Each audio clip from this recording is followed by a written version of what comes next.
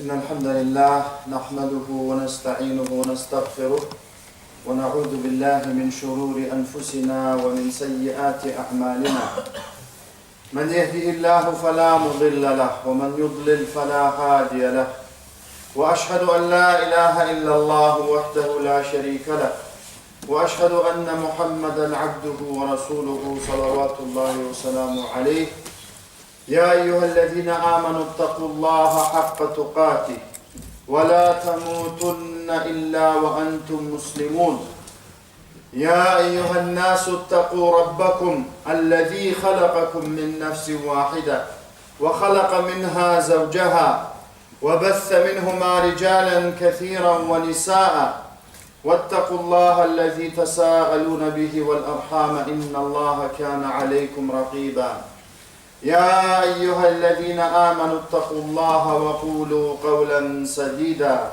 يصلح لكم أعمالكم ويغفر لكم ذنوبكم ومن يطع الله ورسوله فقد فاز فوزا عظيما أما بعد فإن خير الحديث كلام الله وخير الهدى هدى محمد عليه الصلاة والسلام وشر الأمور محدثاتها وكل محدثة بدعة وكل بدعة ضلالة وكل ضلالة في النار. All praise belongs to Allah. We praise Him, we seek help with Him, and we seek forgiveness from Him. We seek refuge with Him from the evil of ourselves and the sins of our actions. Whomever Allah guides, no one can misguide, and whomever Allah misguides, no one can guide. I testify that there is no God worthy of worship except Allah, alone without any partners, and that Muhammad alayhi salatu wassalam is his slave and messenger. All you who believe, fear Allah as He must be feared, and do not die except in the state of Islam, submission to Allah. O people, fear your Lord who created you from a single soul. Then He created its spouse from it. And then He spread many men and women from them. And fear Allah through whom you ask one another. And fear to break the ties of kinship. Indeed, Allah is ever watchful over what you do. O you who have believed, fear Allah and say a saying that is right. If you do so, He will forgive you your sins and improve your affairs, and whoever has obeyed Allah and the Messenger, then he indeed has achieved a great success. Indeed, the best speech is the book of Allah, and the best guidance is the guidance of Muhammad alayhi salatu wasalam. The worst things are new things in the religion. Such new things are bid'ah. All of them are innovations. Every such innovation leads us astray, and everything that leads us astray is in the hellfire. Dear brothers and sisters, before I go to the main topic of the khutbah today, I would like to do what I always do in every masjid around the world, not only here. And that is to remind us of the importance of the khutbah and some of the ahkam. Because we are so far away from the books of knowledge, except very few of us. We have forgotten some of the ahkam of Jum'ah. One of those ahkam, which is one of the most important, is to be quiet when the khatib is delivering the khutbah. And because that is done in order for us to benefit. And if it is a bad khutbah, Allahul Musta'an. But if it is a good khutbah, we will benefit inshallah till the next khutbah. For that reason, the Prophet ﷺ said not to say to someone who is doing something or saying something, not to say to him to be quiet, or not to say to him with your tongue. Why? Because that will distract you from the khutbah. For that reason, whenever I start a khutbah and I mention the Prophet ﷺ, many brothers, they say so, sallallahu alaihi wasallam, with a loud voice. And I believe it's my duty, because it's my profession. And also I am the khatib today. So it's my duty from this minbar to deliver and to say the haqq, the truth, and to teach the people, because that is our job. And the Muslims, unfortunately now, they spend more time, money and effort learning everything except their religion. They spend so much money to go to Japan and study Japanese even. They spend so much money to go to China and study Chinese and other things, and dunya. But our deen, ikhwan, is what is going to save us. For that reason, when we get reminded, and it's my duty to remind myself and you, that during the khutbah, we, men and women, we must keep silent, and that is the correct opinion from the opinions of the ulama. And none of the scholars said that it's permissible to talk without any need. The vast number or great number of ulama, scholars said it is not permissible to say anything, even salam. Why? Because salam is from kalam, from talking. So if you come and say salam and the khatib is already talking, the Prophet ﷺ said, when the khatib comes, there is no kalam. That means no talking. So that we have to know, and we have to spread, we have to teach our families, we have to teach our brothers and remind one another. So if you think it's permissible for you to say sallallahu alayhi wasallam, then you have to say it so quietly that we cannot hear you. But I believe it is not permissible at all to say, to open your mouth to say that. Why? Because it's speech. Because the Prophet said, La kalam, there is no talking when the khatib starts. That's it. If it is, like I said, if it is a good khutbah, alhamdulillah. If not, Allah al-musta'an. It doesn't mean if it's a bad khutbah, we start talking. The Prophet didn't allow us. For that reason, ikhwan, please, if you want to say, which I don't consider it halal, but if you follow a alim who says that it's permissible to say quietly, then say quietly. There is no alim who said you should do like some brothers do. Before I finish my sentence, they say sallallahu alaihi wasallam. And this is not just here, ikhwan. Everywhere you go, everywhere. Why? Because many brothers, sometimes they don't know, and sometimes they forget. So we should remind each other, we should teach, and that's the first point I wanted to make. And today the khutbah is about a great hadith narrated by Imam al-Tirmidhi rahimahullah, in which the Prophet ﷺ said 3 small sentences. The first sentence is the saying of the Prophet ﷺ, "Ittaqi Allah haythuma kunt." Fear Allah wherever you are. And taqwa in Arabic, and that is our language as Muslims. We must try and learn Arabic, ikhwan. Because Arabic is our language, not English, not French, not Japanese, Chinese. Don't listen to those people who try to divert us from Arabic. Arabic is our language. It is the language of the Muslims. So I wish I was delivering this khutbah in Arabic, not in English. But that is how it is, and we are saying in English, and we talk in English. We sometimes don't like to even go to Arab countries because some brothers say there is no English there. We must try to learn Arabic. We must love Arabic. So in Arabic, taqwa means to make a protection between you and something you fear. For example, you fear the cold, you put a coat on. You fear the hot, you do something else. So taqwa in relation to Islam means to make a protection between you and Allah and His punishment. So the Prophet ﷺ is addressing us not as a group. In Arabic, if you say ittaqillah, it means as an individual, singular. He's saying, fear Allah, you, one person, each one of us. Wherever you are, whether you are home with your family, you must fear Allah. Or outside with your friends and other people, you must fear Allah. If you are with Muslims, you must fear Allah. If you are with non-Muslims, you must fear Allah. Everywhere, whether people see you or not. And that, ikhwan, means we must learn our religion, because if we don't know what Allah said is obligatory, and we don't know what Allah said is haram, not allowed, we may fall into haram and not do what is obligatory. Many Muslims think something is haram and it is not. Many Muslims think something is wajib and it is haram.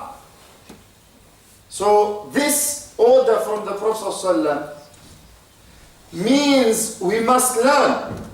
Just like when we buy, some people, when we buy a new phone, a new car, we want to rent a home, a house, a flat. We spend so much time looking at it, analyzing. Is this a good house? Is this a good car? Is this a good thing? And in relation to our religion, we must try and learn. We must learn what is allowed, what is not allowed. We as parents, ikhwan, at home, we have a responsibility. If you have children, you have responsibilities. If you have a wife, you have responsibilities. So you have to know the rights of the wife. The wife has to know the rights of the husband. You have to know the rights of your children on you. The children, they have to know the rights of the parents upon them. You as a parent cannot allow your child to go into haram. You'll be asked about it. So you're not allowed to allow them to watch or play haram. Many people play haram. I will mention very quickly because we don't have time. There is a game that most youth know. I didn't know it until my children told me.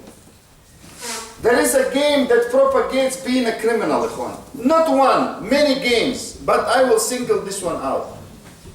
And even the name is haram in Islam. And most of the youth will know it, and they will probably smile when I mention it. And this game is called Grand Theft Auto, or GTA. The name means it's great to steal cars. Yani grand, great. Theft, stealing, auto, cars. And most parents don't even know what it means.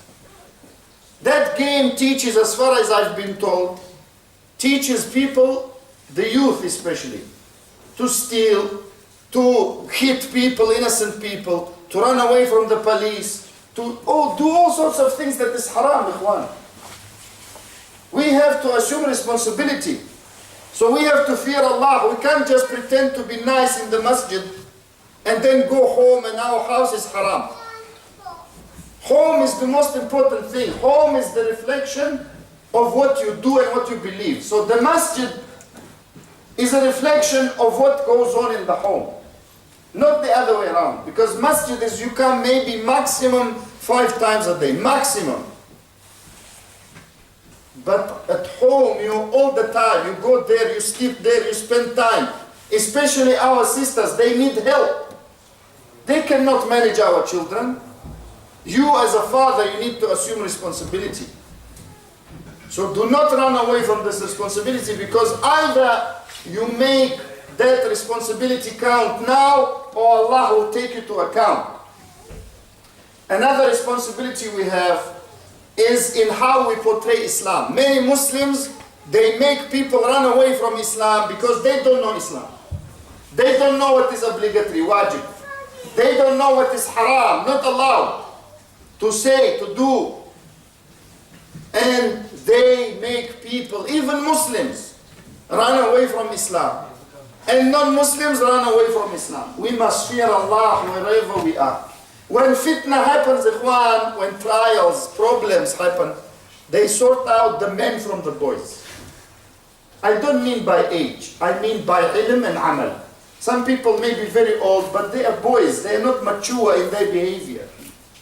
They are not, and some may be young, and they're very mature because they have knowledge. And that knowledge guides them just like light. In the dark, how much can we do in the dark? Nothing, we can't see anything. That is why knowledge of Islam is light. And don't listen to anyone who says otherwise. For that reason, the Prophet ﷺ, when he says, اتَّقِ اللَّهَ حَيْثُمَا كُنْتَ, it means know what is wajib, know what is haram, minimum taqwa, minimum taqwa. And apply it, not just know. What's the point of knowing if you don't apply it? There is no point. It will be against us if we learn and we don't apply, we don't do it. For that reason, we must learn.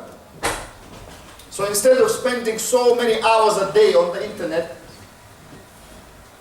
If you just spend hours and hours a day on the internet, just on Facebook and Twitter and whatever, some ulama say it's Twitter from tawattur, to make you nervous and angry, and tawtir.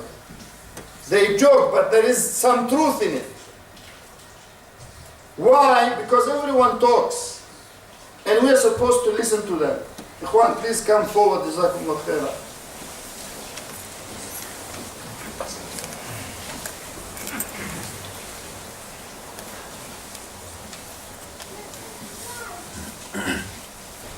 And we must try and spend some time to benefit. And we must know the ulama of the sunnah. Not every person who has a beard and comes on a channel is a alim. We have to know, just like we look at doctors, good doctor, bad doctor, good dentist, bad dentist, good deal, bad deal. We look and we find some information. The religion is more important than that. For that reason, we have to look and find the ulama, the scholars who are on the sunnah. Because from this depends where we go, to the hellfire or to Jannah. For that reason, we have to spend some time on the internet, if we do, learning our religion. So we can worship Allah, we can fear Him. Because the Prophet ﷺ, when he used to do khutbah on Jumu'ah, he used to say 3 ayat which I said. And all of them about taqwa. Taqwa, taqwa, taqwa. Fear Allah, fear Allah, fear Allah. How can we fear Allah if we don't have knowledge? We have to get knowledge. Knowledge of Islam, not geography. Yes, that may be you are doing your day job. But in your religion, you have to know your religion. And we cannot make our religion as a hobby. If I have time, I do it. If I don't do it. Because some things are fard ayn, they are obligatory for everyone. Like to know the meaning of La ilaha illallah. To know what is against La ilaha illallah. To know the meaning Muhammad Rasulullah. To know what is against that. I.e. to know what is shirk, what is bid'ah, what is kufr, to stay away from it. So taqwa, this word is very small, but it includes so many meanings. Then the Prophet ﷺ said, showing us that however much we have taqwa, we try to fear Allah, we are humans, and we may commit sins and make mistakes. For that reason he said, وَأَتْبِعِي السَّيِّئَةَ الْحَسَنَةَ تَمْحُهَا. Follow up a bad deed with a good one, it will remove it. And Allah said in Surah Hud, إِنَّ الْحَسَنَاتِ يُذْهِبْنَ السَّيِّئَاتِ. Indeed, good deeds make bad deeds go away. For that reason, if we make a mistake or we commit a sin, and of course if we don't know it's a sin, we don't know it's a mistake, we're going to continue doing it. That's why knowledge is important. That's why the people of knowledge are important. For that reason, brothers and sisters, we must rush and do good. We must try and know the deeds that carry most reward, so we can remove the sins quicker. Because we all sin. Some of us sin more, some of us sin less, but we all sin. We commit sins. So we have to rush to do good deeds to remove them. And what are good deeds? We have to try and learn them. We have to know what is a good deed, what is a bad deed. So we can make a difference. And we can do it and call others to do it. Because we must like for our brothers what we like for ourselves. For that reason, the Prophet ﷺ used to direct his companions to do as much good as possible and not to fear anyone but Allah. We have become fearful of everyone but Allah. We have become fearful of the parents sometimes because we have worried what will they say. We have become fearful of our relatives. We have become fearful of our job. We have become fearful of everything except Allah sometimes. So we have to fear Allah, ikhwan. And don't build big plans. Think, as Ibn Umar said, radiallahu anhu, that you will die before you reach the morning. You will die before you reach the evening. Then your life will change. And you will do so many good deeds before you wake up even. Because imagine someone said to you, today at 3 p.m. you will die. Imagine that. And there are two facts that all mankind agree on, even non-Muslims, even atheists. And that is, first, that we will all die. Second, that we don't know when that will happen. All people agree, Ikhwan, even non-Muslims. For that reason, then if we don't know, we should try and rush to do tawbah. We should try and rush to do good deeds, because we don't know when our last day and hour will be. وَبِاللَّهِ التَّوْفِيقِ.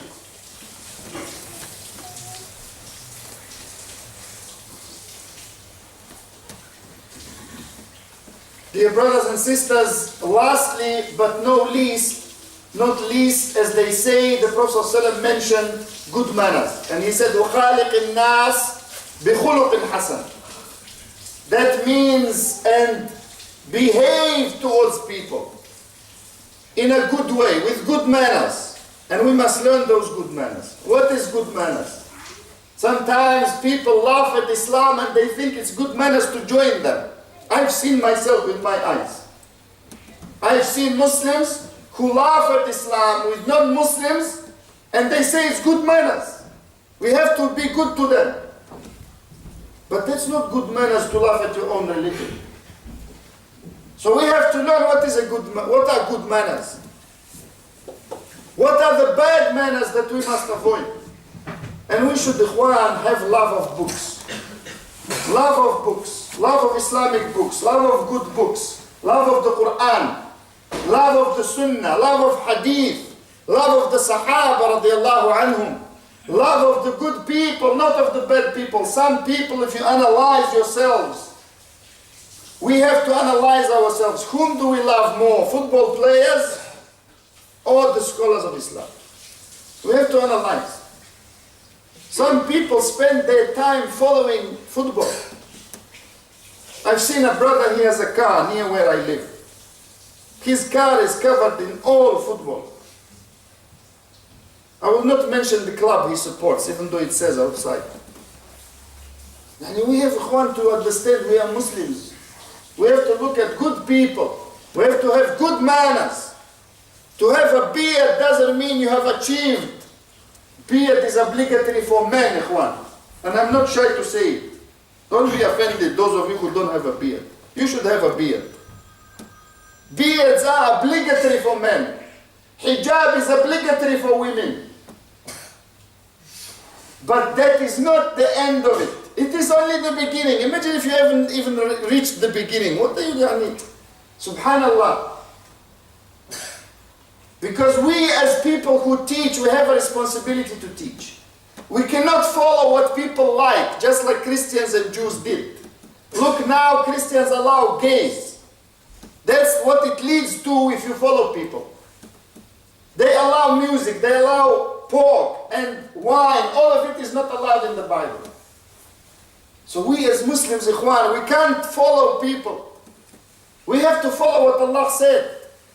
And person who loves Allah, he will do what Allah said. A person who hates Allah, there is not much we can do for him, except to make dua. So we have to know the good manners. What are the good manners? The good manners is what Allah loves. For us to look, to speak, to behave. How do we look? How do we speak? How do we behave? Some people follow some football player because he made a haircut. And they don't want to follow the Prophet ﷺ. Wallah, Ikhwan, it's true. Look at what happens when two Muslim countries play football. Like jihad. Wallahi, you know everyone. This is junoon, this is madness. Look at what happens, forget Muslim countries. Look at what happens when we play football with each other. Look what happens, what kind of manners we have. I know many brothers, I'm one of them. After we played with some brothers, we said, never will we play again with you. Because it reached the point of fighting. For what? For a ball made of leather. Wallahi, Ikhwan, this is a shame on the Muslims. Shame. Shame, big shame. And we talk about big things, governments. You can't play football. What government? Fear, shame, have shame. You're sitting in England talking about Saudi Arabia and Emirates and accusing ulama, scholars for dollars. You have to be ashamed. That is very bad manners. Very bad manners. If the ulama are not warathatul anbiya, if the ulama are not inheritors of prophets, who is? Who is? How can someone unleash his tongue against the scholars of Islam and he doesn't fear Allah will do something to him in this life before the next? And we have to be men, not males. And I said it to you before when I came. We have to be men. Men are those who follow what Allah said and they don't fear the blame of the blamers. They don't fear. Just like Sahaba radiallahu anhu. Some of us, wallahi, ikhwan, we are not in charge of our families. Our wife, if she shouts, we keep quiet. So how can we say anything else? If we are not able to take care and to be in charge of our children and wives, how can we open our mouth to say anything? That is the good manners, because the good manners start with the Muslims before the non-Muslims. Because many people say, I'm very good to my neighbor, he's a kafir, but he's abusing ulama. Yahi, all of this good, what you claim in inverted commas, is lost because you talk and the Prophet ﷺ said about a woman who prays at night and fasts during the day, but she talks bad to her neighbors. Hiya min ahli an-nar. She is from the people of the hellfire. What do you think if someone talks about the ulama? That is the good manners we want to start with. The Prophet ﷺ said, Man samata najah. Who keeps quiet will be saved. Who keeps quiet. You have something good to say, say. Otherwise keep quiet. That applies to all of us. And the Prophet ﷺ said, Man kana yu'minu billahi wal yawm al-akhir, falyaqul khayran aw liyasmut. Who believes in Allah and the last day, let him say what is good or keep quiet. What is good is not what our shaitan Karim likes with us. He tells us, say this. Say this, say abuse someone. Abuse someone good. No, khair is what Allah loves. How do we know it? By studying. Not watching some useless TV programs which Muslims are fond of watching. Yani we will be accountable for our time. The most important manners are with Allah, then with the people He loves, with the Prophet ﷺ, and the Sahaba, and those who inherit the knowledge and understanding and actions from them. They are the scholars. So if you think that some Muslims can abuse scholars and be successful, think again. Because that's the manners we must start ourselves with. Then it will extend. Imagine someone becomes a Muslim and says, who do you respect most? Your scholars? You say, no, we don't respect them. He will go back to kufr. He will go back to kufr because he will say, what kind of religion is this that doesn't respect its scholars? And that is why, ikhwan, our ulama, our scholars, they have more rights on us than our parents, because they drag us by our, like the Prophet ﷺ used to say, by our belts, they drag us to Jannah. They give fatwa that is good for us. And that is why you have to know the real ulama, the real scholars. And we have to learn, ikhwan, not be afraid. Not sit in the UK and say, A'udhu billah, there is fasad in UAE and fasad in Saudi Arabia. You sit where? In Mecca? You sit in a place where they allow man to marry a man. In case we forgot, just I'm reminding. Man to marry 3 men is okay. 3 men. I don't know what you call that. Allahu A'lam. 4 male is okay. Men, women, cow, you can marry a cow, no problem. And you laugh at the ulama somewhere.